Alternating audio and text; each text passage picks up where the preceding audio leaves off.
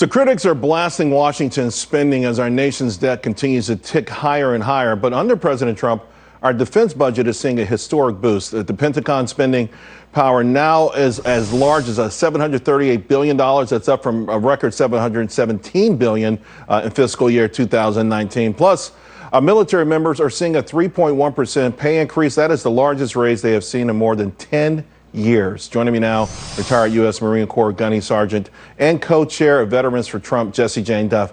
Gunny, thanks for joining us.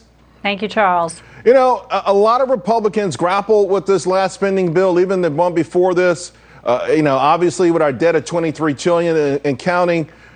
The difference, of course, was, I guess, the troops, the military, the dilapidated equipment that they were using in the esprit de corps. Has it been worth it?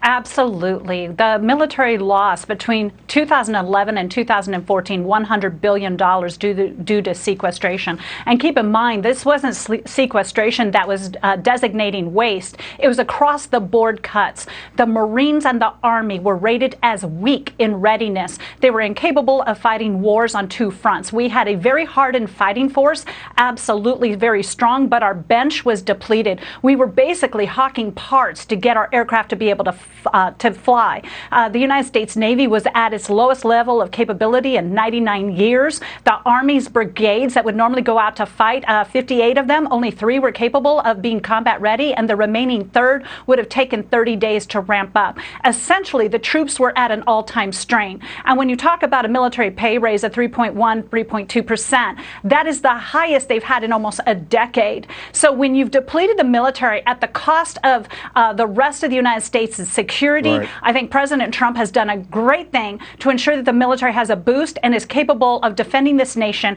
and handling China, Russia, and North Korea if needed. Let's talk about good news, bad news. Good news, homelessness among vets now down to just 37,000, a decrease of 2% in the last year. In fact, it's down 50% since 2010. But for all of us, 37,000 is still too much. What's being done there? Well, the VA has received a budget of $86.5 billion. And within that, we also have mental health capability. $8.6 billion was allocated for mental health. Many of the homeless problems are associated with issues that relate to mental health issues.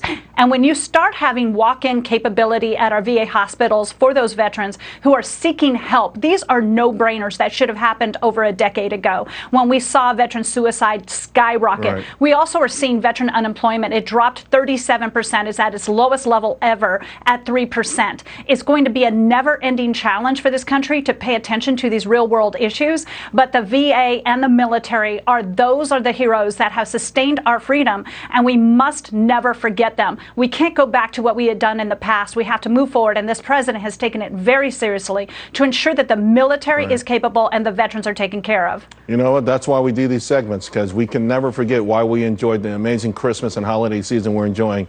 And thank you for your service, Jessie Jane. We'll see you again real soon.